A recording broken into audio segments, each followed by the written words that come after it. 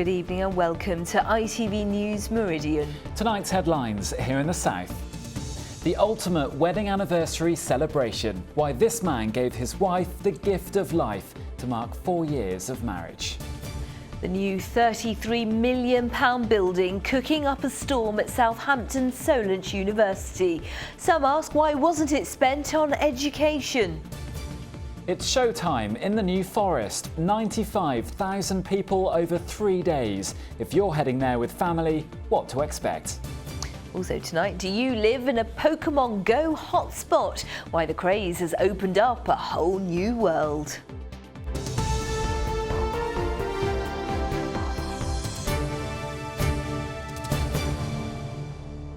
Good evening. It's the ultimate gift anyone can give, the gift of life. And tonight a woman from Hampshire owes her life to her husband after he donated a kidney on their wedding anniversary. Kylie's soul was among 6,000 people in need of a kidney transplant. It's the most required organ, with 90% of people on the transplant waiting list needing a kidney. Most of those have an average wait of around 3 years for a suitable donor to come forward. But when Kylie's husband Matt discovered he was the perfect match, he knew exactly what to give her to celebrate their 4th wedding anniversary. Andrew Pates reports. Kylie had end-stage kidney failure. On dialysis 3 times a week, she knew she had to have a transplant. Amazingly, her mother, brother and sister were all matches. But so was her husband. It was amazing, yeah, because I had 4 matches and Matt was one of them, and he was very insistent that he wanted to do it. What was your thinking, Matt? I was going to do it. I was definitely going to do the transplant, even though there was 4 matches. I felt it was my duty as a husband to do this for my wife. Kylie and Matt got married in 2012, and on their 4th wedding anniversary, he gave her his kidney. They kind of pre-warned me, saying that we're taking a very well person and making you ill, essentially. So, getting wheeled down to theatre, I was the only well person, and everyone was ill going into theatre, and when I came out, I was then the only ill person and everyone else was better, so it was a bit of a twist. Matt went into surgery first for 4 hours. His healthy kidney then transplanted. Kylie's 2-hour operation means his kidney can now do the work hers were no longer able to do. So 2 months on from the transplant, how are you guys feeling? Yeah, really, really good, yeah. Yeah, I also feel really, really well, like nothing ever happened. The odd bit of pain in my wound, but other than that, I feel like a person with 2 kidneys. Yeah, fantastic. Oh, that's really good. And for Kylie, it was the ultimate wedding anniversary gift. And what do you think of Matt for doing this? He's amazing. Couldn't have asked for a better husband. I got really lucky. No, you didn't. The transplant was carried out at the Queen Alexandra Hospital in Portsmouth, and it means Kylie and Matt can now look forward to a bright future together. Andrew Pate, ITV News, Netley. A man has died after he was rescued from the sea in Bournemouth. The Coast Guard helicopter and 2 lifeboat crews were launched late last night after a man in his 60s was spotted off Bournemouth Pier. He was taken to Poole Hospital where he later died. A woman has admitted causing a crash outside a shopping centre in Surrey, which left 6 people injured, 2 of them toddlers. 89-year-old Margaret Heslop, seen in the passenger seat, pleaded guilty to 2 counts of causing serious injury by dangerous driving outside the Friary shopping centre in Guildford last October. She was given an 8-week jail sentence, suspended for 2 years. Dramatic video captured by a commuter shows a fire on the line at Gatwick Airport's train station. It caused long delays heading into London this morning. It happened just after 7 o'clock. It's believed to have been caused by a fault with an electric rail. Grandfather who lay dying in hospital has had his war medals stolen from his home in Guildford. Charles Ranger fought in both world wars and sadly died before he was reunited with the medals. Now his family is pleading for their safe return. It just made us so sad and angry because I can't now hand it down to my son, who would then hand it down to his son. So the whole episode has sort of come to a stop, really. It's just so bad, that you just can't believe it, that anybody could take it. Southampton Solent University opened its brand new building today, which designers believe will bring a whole new learning experience to its students. Yes, the Spark costs £33 million to build though, and many say the money would be better spent on education. Here's our social affairs correspondent Christine Alsford. Some say it resembles a giant jelly bean, others that it's like something out of War of the Worlds. The centrepiece of Southampton Solent's brand new state-of-the-art building, the Spark, has certainly got everyone talking. Some people call it a big kebab, big barbecue, and then some people call it a spaceship as well. What do I think it looks like? Definitely not a barbecue. So you actually like it? Yes, I think it's brilliant. Yeah, it's a nice piece of design work. But it's not just for looking at. Inside the high-rise pod, a lecture theatre that seats 60, and you can even sit on top too. And all around the building, breakout study areas, stairs that can become seating for ad hoc events, spaces that can change how they're used at the drop of a hat. 83% of these buildings' spaces are agile and flexible compared to a traditional space where you see rows of chairs and tables. This is a space where people will come and engage with the material they want to learn. But new statement buildings like this and others come at a hefty cost, at a time when university staff are in dispute over pay and conditions, complaining of short-term contracts and a 1.1% pay offer. So shouldn't more money be being spent on teaching and less on buildings? It's cost £33 million. We're an organisation with an income over £120 million now, with 10,500 students. This building is entirely focused on teaching and learning and getting the student experience right at the core of our strategy. Opinion among students mixed about what the priorities should be. I would firstly say teaching. I do really think it's adding to the experience for us as students. We've got a building which is really revolutionary. The Spark comes into full use in September, and the university is convinced it will be a major draw in attracting future students and their tuition fees in an increasingly competitive market. Christine Alsford, ITV News. Plans for devolution in South Hampshire have been announced by the leaders of Southampton, Portsmouth and the Isle of Wight councils. The three areas would join together under the Solent Combined Authority with an elected mayor. The government has promised £900 million of funding over the next 30 years if the plans are approved by the public.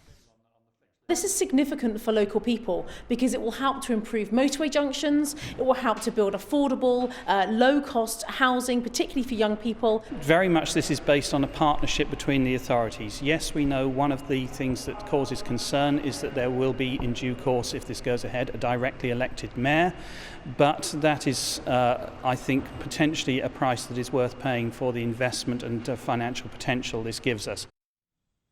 A bin lorry overturned in Farnborough this morning, causing long delays during the rush hour. The lorry tipped over and spilled its load at around 6:15 at the roundabout near Farnborough Gate. Tributes from around the world have been pouring in for Hampshire Fire and Rescue's heroic search dog, Byron. He'd spent more than a decade searching for people at disaster sites, both here and around the globe. 5 years ago, he searched for survivors of the Japanese tsunami and was regarded as one of the most highly trained dogs in the world. You're watching ITV News here in the Meridian region. Thank you very much for choosing us. Coming up, Simon will be here with the weather and news of showers, I'm afraid, plus a whole new meaning to creature comforts. We meet the woman who was once too scared to leave the house because of spiders. Well, now she can't live without them. Well, for more on all of our stories, you can head to our website, itv.com/Meridian. If you have any views or news, why not give us a call on this number? And it is 0808 1010 095. Or alternatively, you can get in touch via Facebook or send us a tweet at ITV Meridian.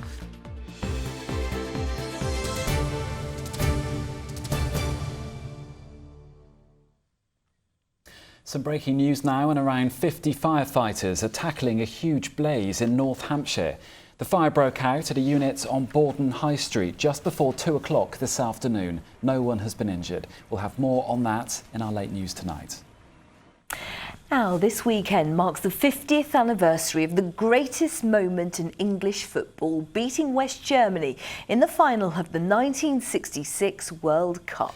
Well, half a century on, the memories haven't faded. In fact, those memories are now helping to bring people together and combat the effects of dementia, depression and loneliness. Yes, a charity for older people looks back at big moments in sports in discussion groups, which it runs in Winchester and other parts of Hampshire. Well, Lauren Hall joined one group and has been hearing their memories of England's famous victory. In the dying minutes of the match, the jubilant English supporters' nerves were strained to breaking point. The World Cup was within England's reach. We're all watching this game live on the television, making a lot of noise, a lot of curses, a lot of shouting. Seconds before the final whistle, agony for England. My father had a fruit shop. My father said, we're not going to shut the shop, we'll keep it open. We kept the shop open all the blinking afternoon for no reason. It took a penny. That goal went in and you always remember the commentator. They think it's all over, and it is now. It was just a massive relief when that went in. Just unbelievable. So the atmosphere was brilliant. England's victory in the 1966 World Cup, one of the greatest moments in football history, and the topic of this group discussion organised by the Sporting Memories charity. We're going to go around and we're going to find out what your first or your favourite sporting memory was. These sessions are held at sports grounds and other venues across the UK. It's an opportunity to reminisce and share memories, not just about football, but any sport. We tackle three of the biggest issues facing an ageing society: dementia, depression and loneliness. And these groups are really helping people in terms of fun, friendship, but also helping them tell their stories as well. Everyone has a story about the 1966 World Cup. Yusuf Hansa was at Wembley for all the big games, including the final, to see England beat West Germany. I was thrown in the air by people behind me, so excited, and believe me, for me, it was the greatest moment at that time that we have won it. England has won the World Cup. Some of those here are living with dementia. John's keen to tell us his memory of that greatest moment in English football. Seeing England on top, right. And how did you feel at the time when you realised that England had gone all the way and won? When you're talking about football and sport, which can lead into sport, which can lead into different kind of sport. So I think it's very good for jogging their memory. Yeah, and conversation inspires memories as well as it did today. All this talk of sport means many want to give it a go themselves. There are two sides to the Sporting Memories initiative. As well as reminiscing about sport, there are also opportunities to play it. So having a go at walking football today, it's one of our regular sessions. So for many of them who thought that their footballing days were over, it gives them the opportunity to get back into it. The only difference being that with it being walking football, there's supposed to be no running allowed. I can still see some running. Yes, no matter how old you are, they still try and push the boundaries. Whether they're playing it or talking about it, these sessions show the power of sport and how it's making a difference in our communities. Lauren Hall, ITV News. She's one of our best-loved children's authors, and her illustrations are instantly recognisable. Beatrix Potter's classic stories have been translated into 35 languages, and 2 million of her books are sold every year. Well, now some of her original illustrations have gone on show at Mottisfont in Hampshire to celebrate 150 years since her birth. With more now, Rachel Hepworth. Once upon a time, there were 4 little rabbits, and their names were Flopsy, Mopsy. A timeless classic loved by millions. The Tale of Peter Rabbit was an immediate success in 1903, and the charming stories of Beatrix Potter's animals are still as popular as ever. The amount of detail that Beatrix could capture in a work of that size, she really was a very, very skilled artist. And it's capturing a scene of rural life that we all would like to maybe recapture. And now you can see the original illustrations up close at the National Trust's Mottisfont near Romsey. They've been getting ready for the first exhibition of Beatrix's work outside the Lake District, where she lived. They are absolutely beautiful, these works. So when you get up close to them, you can see all the details, you can see the changes in pencil mark that Beatrix makes, all the brush strokes. They are just enchanting. From childhood, Beatrix was fascinated with animals and always drew from life. Her creations are based on the pets she kept, even a hedgehog and a squirrel. But she was no amateur. She knew exactly what she was doing.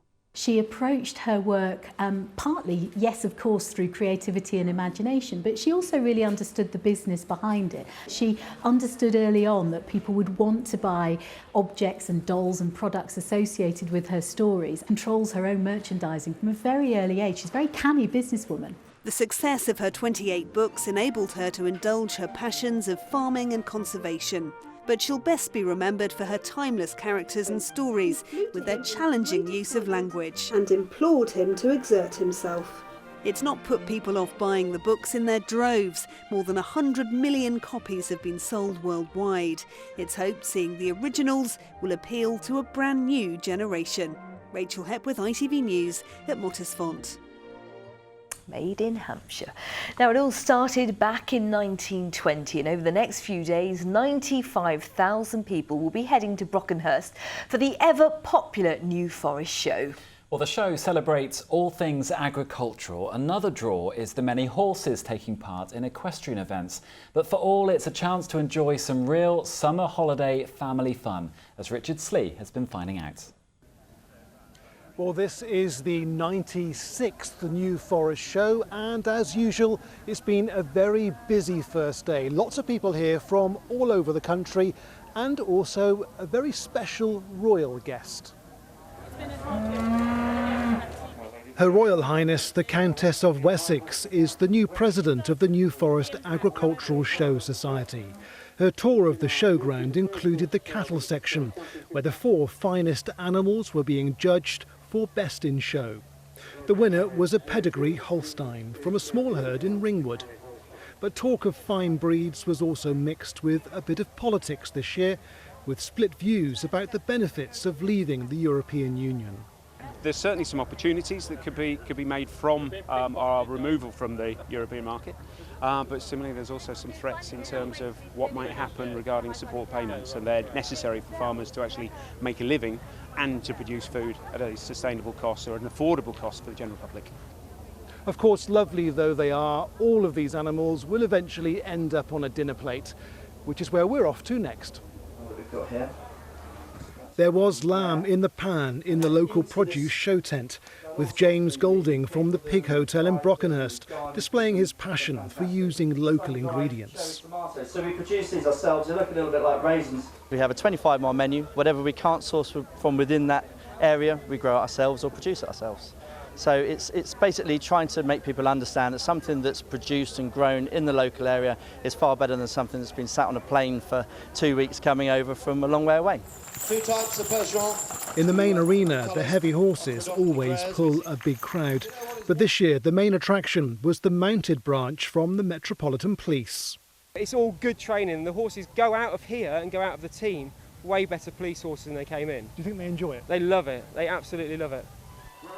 At the heart of the show is competition, and the show jumping is a favourite, with the horses always, of course, the main attraction. Well, with me now is Dennis Dooley, the show's secretary. Dennis, a lot been going on today. What's been the highlight for you? Yeah, a fantastically busy day today. It's been a wonderful day for all our visitors and all the competitors. My highlight has to be the visit of Her Royal Highness the Countess of Wessex. It's a huge honour to both the show and the area to have her visit the show, and also the Met Police, to have that amazing attraction, the Metropolitan Police, having working police come to the show and perform their absolutely amazing activity has been brilliant. And also in the last hour or so, we've seen a new world record. It's not just a new one, we've smashed it. The old record was 348, we've managed to get 616. But tomorrow's the day, another day, we're going to give it another go, and we want 1,000 tomorrow, so we'll see how we get on. The weather has been kind for you today. Hopefully it will stay that way. Fingers crossed. There's a couple of showers forecast tomorrow, but it won't dampen the spirits. Dennis, thanks very much for talking to us. Well, the show does continue tomorrow and on Thursday. Richard Slee there. Also today, and over in a neighbouring county, it was posh hats and suits for the start of the Qatar Goodwood Festival, one of the summer's most popular and social of occasions on the Sussex Downs. It's affectionately known as Glorious Goodwood, and we'll have more from there later in the week. Ladies' Day is Thursday. Now, if you've got children or grandchildren, you've probably heard of the latest mobile phone craze, Pokemon Go. Well, the game is based on a cartoon which was popular in the 90s. It's now a virtual reality treasure hunt where players catch, train and battle monsters which appear on their mobile phone screens. And it's become one of the most downloaded mobile phone apps ever. Well, earlier this month, a group of teenagers had to be rescued from a cave in Wiltshire after getting lost hunting for Pokemon. And now a teacher has even quit her job to play full-time and sell her accounts online. Well, retailers are saying the craze is helping to revitalise the high street, as Wesley Smith has been finding out for us. It's a new take on a familiar theme from a video and card game from 20 years ago, adapted for smartphones. 200 people gathered at this spot alone to forage for monsters. And with the summer holidays underway, it's likely if you see people walking along the street looking at their mobiles, they're playing Pokemon Go.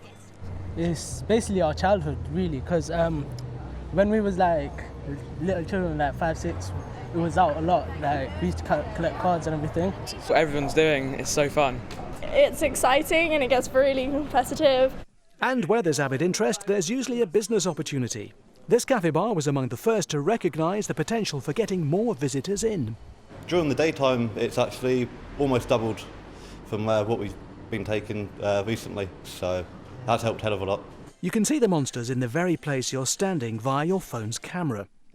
Caution is advised, be aware of your surroundings. But one of the benefits is that this game is getting people up, out and walking, and retailers are making moves to keep them walking through their doors. Like this one, shopping centres nationwide have proved good gathering places for the Pokemon Go characters. Many have dropped in what they call a lure. That is a way of getting more characters together there. And of course, that means footfall is also up. You can set up a lure really easily, and what that does is it puts a Pokemon in your shop for a limited period of time, and people will flock to your shop during that period of time. I mean, that's what happened with Costa. They saw 30% uplift in footfall the first week because loads of their shops were Pokestops, and they didn't even know. The impact it's had in the amount of time it's had is completely unprecedented. It got, I think, 5.1 million downloads in its first week in the UK. And yeah, it's just a really good opportunity for retailers to potentially win new customers, new sales, and even more long-term loyal customers. It's not just in the high street where this phenomenon is taking hold. I've come to one place where virtual creatures mingle with real ones. In among the gorillas, orangutans and gibbons at this wildlife park, you'll find virtual creatures like Pidgey. It's a very good place because there's no danger of accidentally walking in the middle of the road and getting into accidents. Like, there's 2 gyms in the area, there's also 16 Pokestops. And it would seem nowhere is out of bounds for the likes of Rattata. The game has been drawing in a new congregation at this church. A lot of people I know who suffer from anxiety and depression and things, a lot of the time they don't have a reason to get out of bed in the morning, they struggle. Pokemon Go for a lot of players is actually giving them that reason to go out. Even if it ends up just being this summer's flash in the pan, it's likely we'll see similar applications in the coming months to cash in on our passion for playing games. Wesley Smith, ITV News. Breaking news, we had our own Pokemon experience here today. The lovely Amanda Piper had a close call during our lunch bulletin when a Pokemon was spotted on our desk. And this was our gallery earlier. They get everywhere, don't they, Luke? It looks like they do, yeah. And you've been telling us what you think about it. Alison Gover from Southampton says parents need to warn kids of dangers. The other morning I went out my front door to see a lad about 10 years old in my garden as a Pokemon was apparently somewhere near. Yeah, like Wes said, play with caution. Sue Warner from Guildford said a friend of mine made it a family occasion, supervising the children, and took a picnic to the park as well as playing the game. A way to have some great fun, she says. And Adrian Moran from Worthing says such a sad world we now live in, to think that it takes something like this to get children out and about. Well, whatever your opinion, thank you very much for getting in touch with us. Now, a woman who couldn't leave her own home because of a crippling fear of spiders now shares her living room with, wait for it, 57 tarantulas. Well, like me, Gemma Wright was afraid to even look at a picture of a spider, let alone be in the same room as one. But a few years ago, she decided to face her fears. Now she couldn't imagine living life without the creepy crawlies, as Liz Summers now reports. This was once Gemma Wright's worst nightmare, sitting alone in a room surrounded by 57 tarantulas. One very big one sat on her knee. Most of my family are phobic, and I was one of the worst. And it got to a point where I couldn't leave the house, I couldn't be in the same room, I couldn't sleep if I knew there was a spider in the house. And I thought it was really time I did something about it. Gemma began by looking at pictures of spiders. Cognitive behavioural therapy to overcome phobias works in a similar way. It often begins with a sort of fear hierarchy. So number 10 might be holding a spider, but number 1 might be looking at it on a computer screen, or even just thinking about it, imagining it can be a good starting point. So find where you can manage and start there, and keep every day either looking at that picture or imagining the thing you're frightened of in your mind. And then when that feels okay, you know, you've done really well, be proud of yourself and move on up to the next step. Gemma did keep on moving up to the next step until there were no more obvious steps in the house. So she bought a tarantula. Once I ordered it, I was like, oh, what have I done? But it was too late. He was on his way, and so I had to deal with it. And once he got here, I very quickly realised, actually, they're incredibly interesting animals and very pretty. Gemma now adores her army of arachnids. In fact, she can't imagine life without them. Liz Summers, ITV News.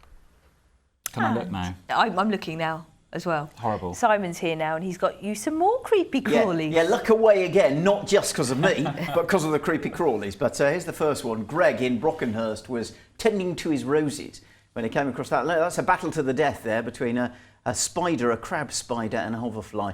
I'm sure the hoverfly probably won in the end. I think you're right. Probably. Meanwhile, in the next rose, he found one of those. Any ideas? A green grasshopper? Beetle? Close. Female speckled bush cricket, I think, after a bit of Googling. I was going to say that. Selena Hawley sent in this one, which I'm fairly convinced is a 22-spot ladybird. You'll never guess how many spots they have. Simon, 22. Yeah, and they rarely join up, apparently. A beautiful image here of a damselfly from Trevor Cridlin in Tame. And Karen Williams came across this while she was doing a bit of a gardening. She's tried Googling, has no idea what it might be. So if you can help, Meridian weather at ITV.com. I don't think it's a beak, but do please let us know. Meanwhile, here's the strange-looking thing that pitched up in Bill Taylor's garden in Gosport. We did a Twitter name that blog, name that bug rather with this. A flat caterpillar? Any idea? Well, no, you're close. It's actually the larvae of a ladybird. That's what they look like before they turn cute. Who knew? Who knew? Now we know. Well, I hope you've got some nice weather for us to forget about all those insects. Here he is with the forecast. Here's Simon.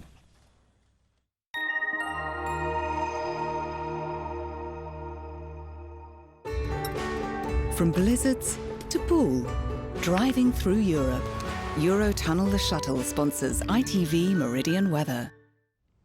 Well, after an awful lot of standing around recently, the cattle will be pleased to know they're allowed to lie down again, because there are some bits and pieces of rain to look forward to. Basically, we've got low pressure in charge for the next few days. Various systems coming at us, pushing some cloud and some showery outbreaks of rain too. Nothing too major, and there will be dry and fine weather in amongst the dampness, but there will certainly be a few puddles knocking around. Tonight we start off dry, cloud thickening up from the west, and it's after midnight we'll see the outbreaks of rain start to push in. Mostly light and patchy, perhaps an odd heavier burst in there, and all the while fairly mild temperatures, 15, 16 the overnight low. So for tomorrow morning, might be a bit damp first thing, journey to work might be a little bit miserable, but that's all pushing away eastwards, and so from the west things will turn drier through the morning. It's probably not till the afternoon we'll start to see the brightness come through, but that in turn could spark off a few showers, fairly few and far between, a lot of us staying dry later on, and temperatures again up into the 20s. As for your high tide times in Bournemouth, 3 o'clock in the morning, 7 o'clock in the evening. Eurotunnel the Shuttle sponsors ITV Meridian weather.